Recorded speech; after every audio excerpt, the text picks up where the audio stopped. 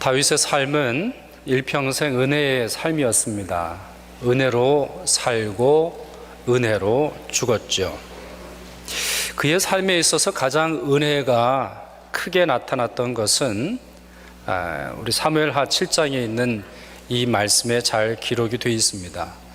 하나님께서 다윗의 가정을 돌보시겠다, 그것도 영원히 돌봐주시겠다라고 하는 약속을 받았을 때 이 다윗의 마음이 굉장히 기뻤을 것이고 그의 마음속에 큰 감격에 젖지 않을 수 없었습니다. 왜냐하면 다윗의 가정이 그렇게 행복하지 않았습니다. 약속 자체가 주는 의미도 있지만 다윗 자체가 그렇게 행복한 가정의 삶을 잘 경험하지 못했습니다. 여러분, 우리 홈 할 때 스윗 홈 그렇게 부르지 않습니까? 가정 생각하면 스윗하잖아요. 그런데 이 다윗은 가정 생각하면 아주 비터 홈이었어요. 오죽했으면 그의 아버지가 자기 자신을 버렸다, 이런 말을 합니다. 시편 27편에 보면 내 부모는 나를 버렸다.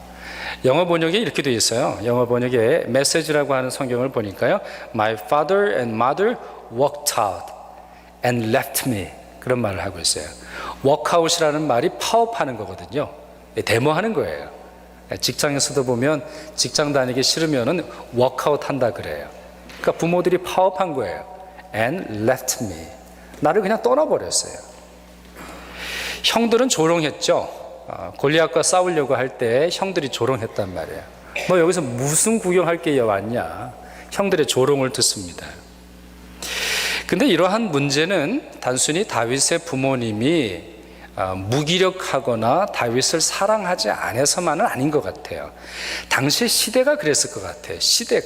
당시의 시대가 전쟁, 기근, 갈등 속에서 있었기 때문에 가정을 그렇게 잘 돌볼 수 없었던 상황으로 보여집니다. 이건 지금도 마찬가지예요. 지금도 여러분 보시면 여러 나라들 보면 똑같은 현상들이 벌어지고 있어요. 한 예를 들어 볼게요. 여러분, 통계학에서 우리 국민들의 통계를 낼 때 중위 연령이라는 걸 발표를 합니다. 중위 연령. 여러분 그런 거 들어보셨나요? 한 국가의 미들 에이지를 말하는 거예요. 그러니까 요 나이보다 한 살이라도 덜 많으면은 나이가 많은 쪽에 속하는 거고요. 요 나이보다 한 살이라도 어리면 젊은 쪽에 속하는 거예요.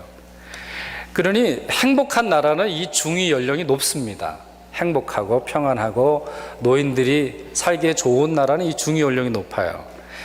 2010년 자료를 보니까 모나코가 1등을 했어요. 모나코가 48.9세. 그러니까 적어도 적어도가 아니라 48.9세. 그러니까 49세가 되면 이제 한 절반 정도 살았다고 볼 수 있어요. 2위가 일본이에요. 44.6세. 캐나다가 40.7세, 대한민국이 37.9세, 이 정도 됩니다.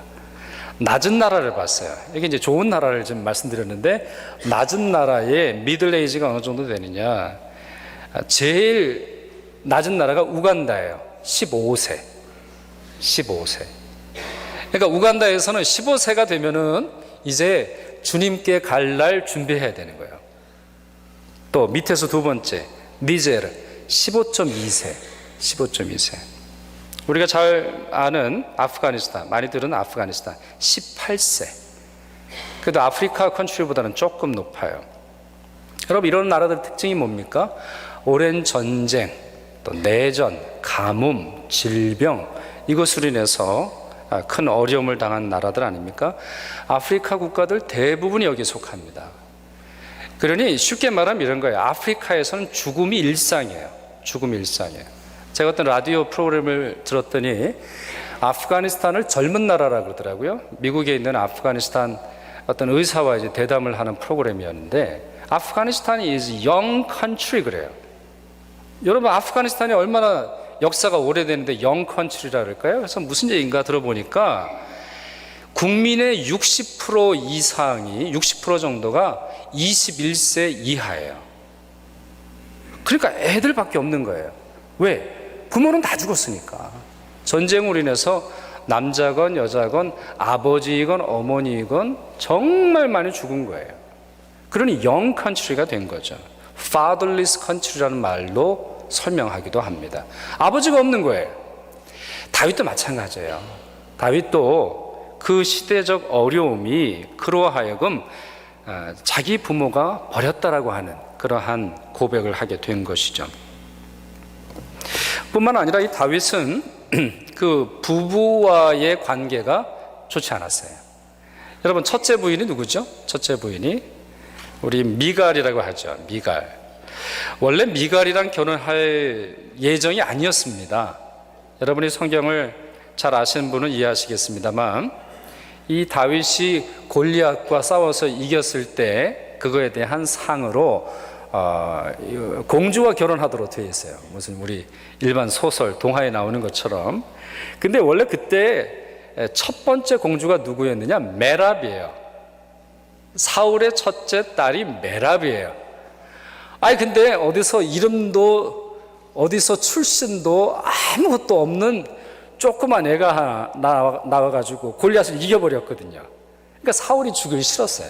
사울이 야, 내가 너 같은 서먼한테는 내가 애 못 주지 해가지고 주지를 않았는데, 미갈이 마음속에 다윗을 사랑했어요. 정말 사랑했던 것 같아요. 그래가지고 우여곡절 끝에 이 미갈이 다윗을 감시하는 걸 조건으로 해서 요 다윗을 꽁꽁 묶어둬가지고 나쁜 짓 못하게 하려고 하는 의도 속에서 결혼을 시킵니다. 근데 미갈은 정말 사랑했어요. 미갈은 정치적인 의도나 아니면은 아빠가 갖고 있는 어떤 그러한 꼼수가 아닌 사랑의 마음으로 다윗을 좋아했어요. 그래가지고는 이 다윗과 자기 아버지와 이제 막 싸우게 되잖아요. 사울이 죽이려고 할 때 숨겨주죠. 그리고 도망치게 해줍니다. 사울이 분노를 해가지고 이 미갈을 다른 남자하고 살도록 해요. 발디엘이라고 하는 사람한테가 살라 그래요. 그러니까 참 비운의 여인이에요. 비운의 여인이에요. 나중에는 이제 사울이 사망하고 나서야 다윗에게로 돌아오게 돼요. 그러면은 돌아오고 난 다음에 행복하게 살았나요? 아니에요. 부부싸움을 한번 대판하고 더 이상 이 다윗과 함께 지내지를 못하게 되죠. 그 일이 어떤 일입니까? 다윗이 여호와의 법궤를 자기 성으로 모셔드리는 때, 다윗이 너무 기쁘니까 얇은 베옷을 입고요, 얇은 배 에봇을 입고 막 춤을 추는 거예요. 춤을 추는. 근데 조금 과하게 춤을 췄어요. 마음속에 너무 기쁘니까. 그래가지고 춤을 췄는데 모든 백성들을 축복하고 집으로 다 돌려보내고 난 다음에 다시 이제 침실로 왔어요. 그러면은 웬만한 부인 같으면은 여보 수고했어. 어떻게 이렇게 춤도 잘 추시오. 예배를 잘 드렸으니까 하나님께서 축복을 하실 겁니다. 이렇게 말하면 좋잖아요. 근데 이 부인도 좀 철이 없지. 아니 어디서 천한 것들이나 하는 그러한 행동을 하냐고. 당신 속살 다 보여주느라 계집 정도 당신을 욕하겠네. 이렇게 한마디를 그냥 쫙 쏴붙였어요. 그러면 또 성숙한 남편 같으면은 여보 그런 게 아니지. 말을 그렇게 하면 안 되지. 내가 집안이 좋아, 학벌이 좋아, 당신만 믿고 내가 사는데 그렇게 말하면 안 되지. 내가 너무 좋아서 하나님의 은혜가 너무 소중해서 내가 그런 거 아니야. 그러니까 이해해. 당신이 이해하면 돼.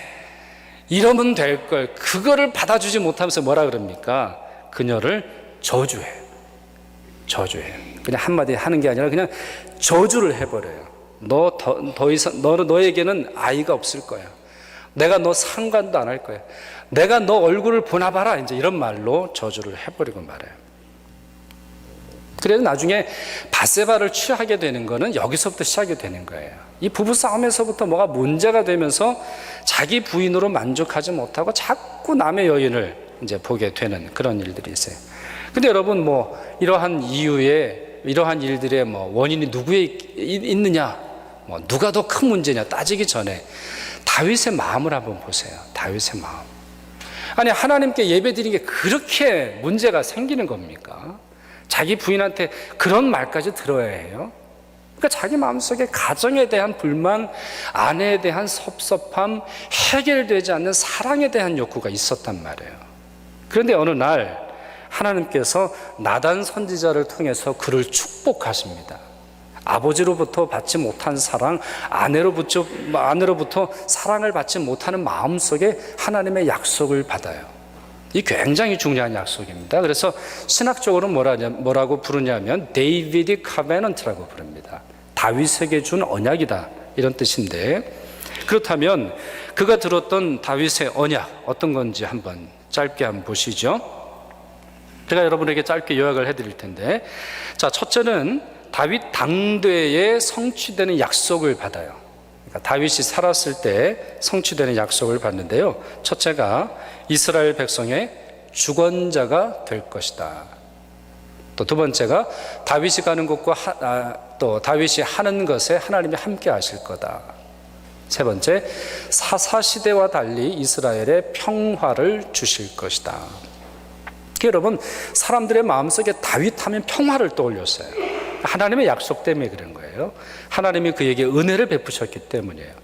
두 번째, 하나님이 주시는 약속, 은혜가 있는데 가정에 대한 거예요. 다윗 가정, 다윗 후손에 대한 겁니다. 우리 크게 두 가지로 나눠볼 수 있는데, 다윗의 자녀 중 하나가 성전을 건설하고 하나님은 그를 통해 이스라엘이 견고하게 하실 거예요. 어떤 한 아들이 다윗이 그토록 사모했던 성전을 지을 것이고, 하나님은 그를 통해서 이스라엘을 강하게 만들어 주실 거예요. 가문의 복이죠. 가문의 복이에요. 두 번째, 정말 이게 소중한데요, 저는 아마 이 이야기를 들었을 때 다윗이 울컥했을 거예요. 어떤 약속이냐, 하나님이 다윗 아들의 아버지가 되세요. 하나님이 다윗의 아들의 아버지가 되신대요. 그는 하나님의 아들이 될 것이에요. 정말 소중한 거예요.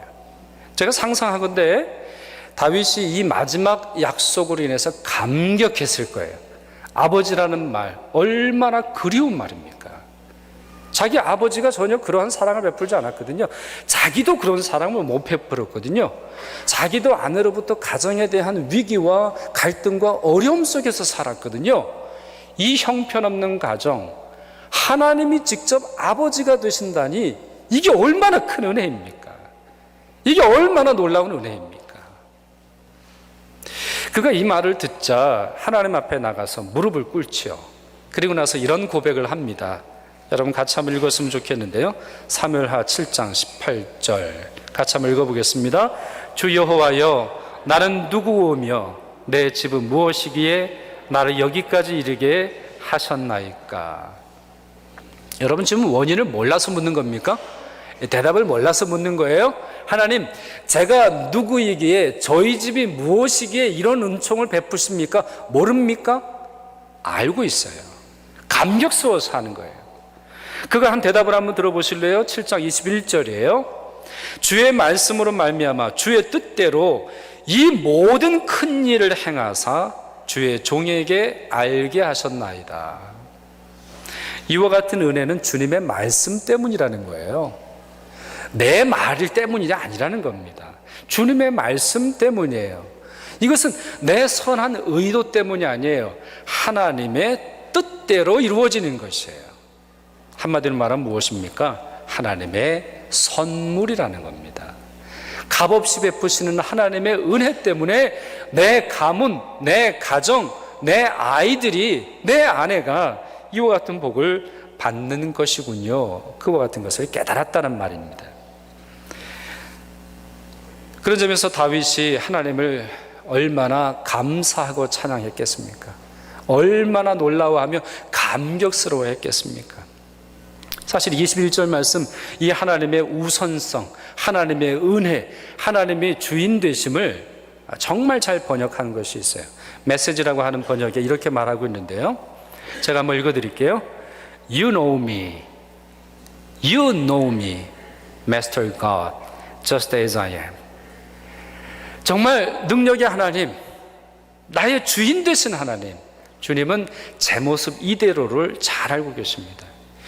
You've done all this not because of who I am. 제가 누구이냐 이것으로 인해서 주신 것이 아니라 but because of who you are. 바로 당신이 누구이신가에 의해서 제게 베푸신 은혜입니다. out of your very heart. 바로 그 마음, 주님의 마음에서 오는 인자의 마음, 주님의 자비에서 나오는 그 마음으로 인해서 제게 주신 은혜입니다. 쉽게 말하면 뭡니까? 제가 받는 은혜는 제가 하나님께 뭘 드려서가 아니라, 제가 하나님 마음에 들게 행동해서도가 아니라, 하나님이 우리를 사랑하시고자 다윗을 통해서 많은 사람들을 구원하고 예수 그리스도의 언약의 조상이 되게 하시려고 하는 하나님의 뜻 때문입니다. 고백하는 것이에요. 여러분, 이 세상에서 우리가 아버지로 살아갈 때 가장 큰 축복의 순간이 무엇인 줄 아십니까? 이와 같은 은혜를 깨달을 때입니다. 내 힘으로 자녀를 기르는 것이 아닌 것을 깨달을 때입니다. 내 힘으로 내 아내를 사랑할 수 없음을 깨달을 때입니다. 오직 하나님만이 내 자녀를 인도하시고 내가 그들의 아버지가 될 것이다 라고 하는 약속을 들을 때입니다. 그러니 이 세상 아버지의 가장 큰 축복은 하늘 아버지의 아버지 되심을 기억하고 신뢰할 때인 것이죠. 그가 자기 가정을 위해서 이렇게 기도하지 않습니까? 사무엘하 7장 29절입니다. 이제 청하건대 종의 집에 복을 주사 주 앞에 영원히 있게 하옵소서. 주 여호와께서 말씀하셨사오니 주의 종의 집이 영원히 복을 받게 하옵소서. 주께서 말씀하셨으니, 주께서 약속하셨으니, 주께서 은혜를 베풀어 주셨으니 제가 감히 고백합니다. 저희 가정을 영원한 복으로 인도해 주옵소서. 이것이야말로 아버지의 특권, 아버지의 기쁨, 아버지의 능력인 것이죠. 제가 존경하는 파커 팔머라는 교수가 있습니다. 미국의 교수인데 이분이 아버지로부터 들은 말이에요. 자기 아버지를 회상하면서 그 아버지가 했던 말을 써놓았어요. 그 첫 번째가 뭐냐? 제로와 히어로는 한 글자 차이다. 제로와 히어로는 한 글자 차이다. One letter different between zero and hero. 여러분 그렇죠? 제로, 히어로 다른 것 같은데 앞에만 달라요. 이 차이가 어디서 옵니까? 바로 하나님의 은혜를 아는 데서 옵니다. 하나님의 은혜를 알지 못하고 힘쓰는 모든 노력들 제로에 가깝습니다. 왜 그럴까요? 하나님이 무한대이기 때문에 그런 거예요. 그런데 이 세상에서 비록 우리가 힘겹고 무거운 짐을 짊어진 것 같고 때로는 넘어지고 때로는 슬퍼하고 때로는 실수하고 때로는 아내를 향해서나 아이들을 향해서 때로는 부족한 모습을 보여준다 할지라도 하나님의 은혜에 힘을 의지하는 아빠는 히어로가 됩니다. 여러분 이 사실을 믿으실 수 있기를 바라고, 또한 그와 같은 은혜의 길을 따라 나가는 모든 아버지들 하나님의 은혜를 믿으시고 신뢰하시고 살아가실 수 있기를 바랍니다. 장로님 저 문을 좀 열어주셔서 우리 밖에 있는 아이들을 좀 들어오라고 좀 해주시면 좋겠습니다. 이 시간에 우리 이 땅의 아버지들을 우리 위로하고 감사하고 또 축복하는 시간을 좀 가지려고 하는데요. 자, 이제부터 좀 시끄러울 겁니다. 네. 자, 우리 두 가지 순서가 있습니다. 우리 유치부 특별 찬양이 있을 겁니다. 자, 유치부 빨리 들어오세요. 네, 빨리 들어오세요. 오래 기다렸죠? 제가 듣기로는 오늘 우리 아빠들을 위로하기 위해서 동남아를 순회하다가 이제 막 도착을 해서 여러분에게 선을 보이시는 것 같아요. 자, 유치부, 영아부 좀 세팅하는데 길어요. 예, 그러니까 여러분들이 이해를 하시고.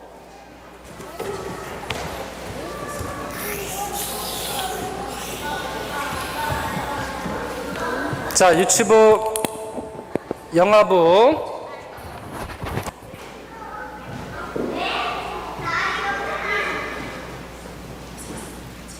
엄마 찾았어 이제? 아빠 찾았어? 자, 목사님이 유치부 하면 네 하는 거예요. 아빠 이제 그만 찾아. 아이, 맨날 아빠 보는데 뭐. 자, 유치부. 네, 지금 아이들의 시선이 누굴 향하는지 아시죠? 아빠가 든든히 서 있으면 애들이 안심합니다. 목사가 아무리 불러도 애들 아는 척도 안 하잖아요. 엄마가 든든히 서 계시면 아이들은 위로를 받아요. 네, 여러분들 기억하시고, 자, 다시 한번 불러보겠습니다. 유치부, 자, 영아부, 네, 엄마들이 잘 대답했어요. 자, 여러분 아빠 어디 있죠? 아빠 어디 있어요? 자, 우리 유치부, 영아부 아빠 손 들어보세요. 일어나세요. 아빠 일어나세요. 예, 아빠 일어나세요. 손 좀 한번 흔들어 주세요. 네, 자, 앉으시고. 여러분, 애들이 처음 언어 생활을 하는 게 뭐죠? 아빠 어딨어? 엄마 어딨어? 이거예요. 정말 아까도 말씀드렸지만 아이들은 아빠가 어딨느냐 그것을 보면서 안심합니다. 아빠가 은혜의 자리에 있으면 아이들도 은혜의 자리에 섭니다. 아빠가 하나님을 붙잡는 자리에 서면 아이들도 이제 서죠. 그런 점에서 여러분들이 아이들의 축복 찬양 잘 들으실 뿐만 아니라 여러분들의 믿음을 새롭게 하실 수 있기를 바랍니다. 자, 이제 세팅 다 끝났나요? 오케이. 자, 먼저 우리 어른, 우리 할아버지 할머니 엄마 아빠한테 한번 인사합시다. 인사. 박수, 우리 여러 박수 해주세요.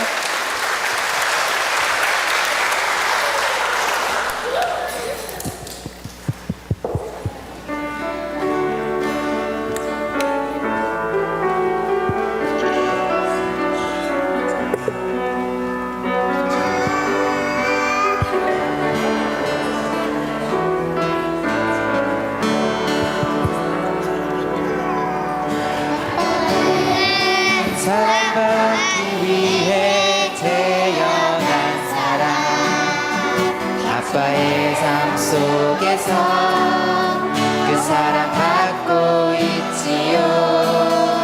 아빠는 사랑받기 위해 태어난 사람, 아빠의 삶 속에서 그 사랑받고 있지요. 태초부터 시작된 하나님의 사랑은 우리의 만남을 통해 열매를 맺고 아빠가 이 세상에 존재함으로 인해 우리에게 얼마나 큰 기쁨이 되는지.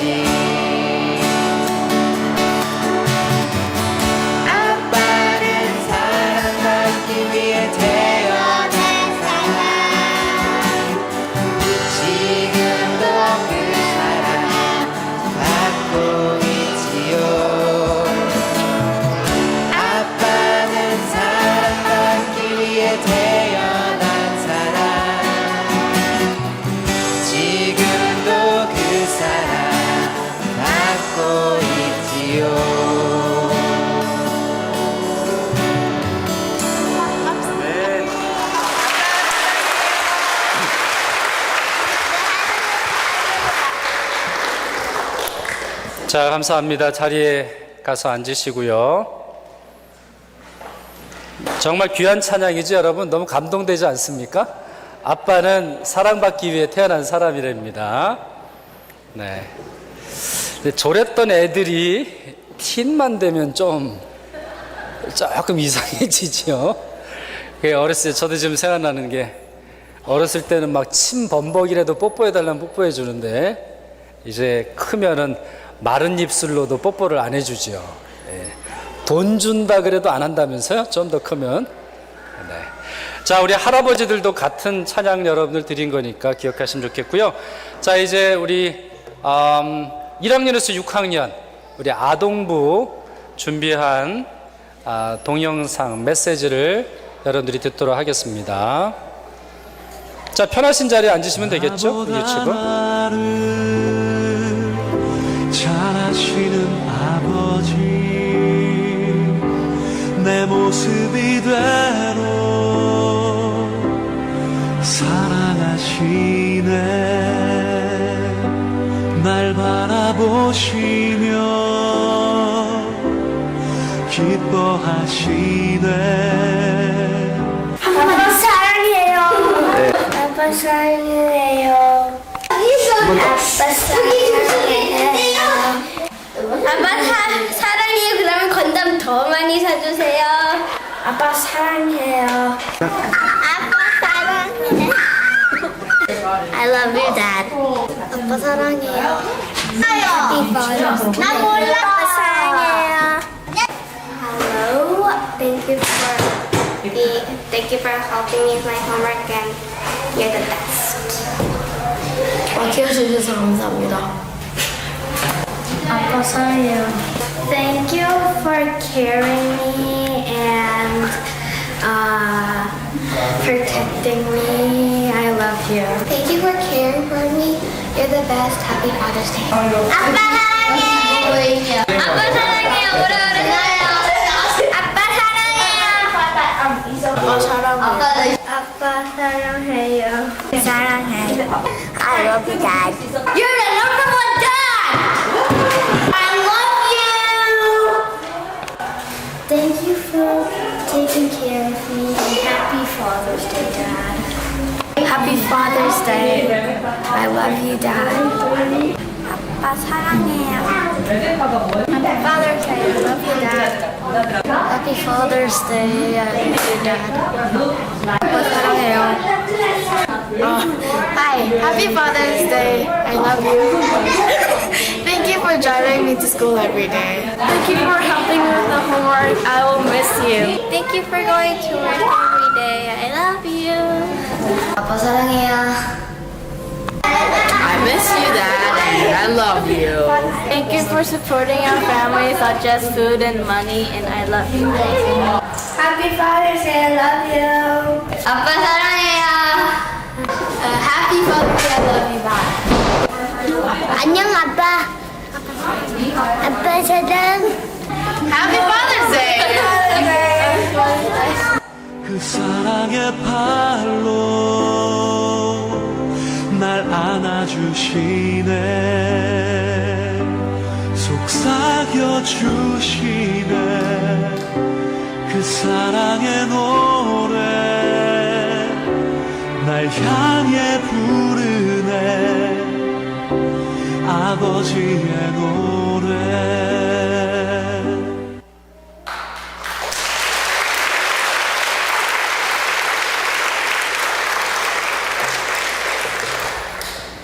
자, 우리 아빠들 한번 일어나실까요? 말을 더듬는데. 할아버지들도 일어나세요. 네, 할아버지가 있으니까 아빠가 있는 거고, 아빠가 있으니까 내가 있는데.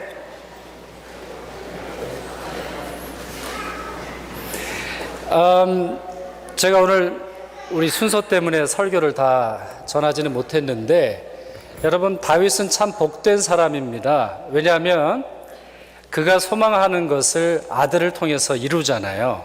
그렇죠? 그러니까 아들 때문에 복받은 아버지가 다윗이에요. 그런 점에서 우리 모든 오타와 한인교회 아빠들, 할아버지들은 우리 아들, 딸 덕분에 복받으실 수 있기를 바랍니다. 그러니까 저를 한번 따라서 하세요. 애들 덕 좀 보자. 믿음 안에서. 네네. 그러니까 믿음 안에서. 그렇죠. 뭐 우리가 뭐 애들한테 다른 걸 원하는 게 아니잖아요. 아이들이 믿음 안에서 잘 자라고 하나님의 약속이 계승되어서 여러분들이 복된 아버지들 되실 수 있기를 바랍니다.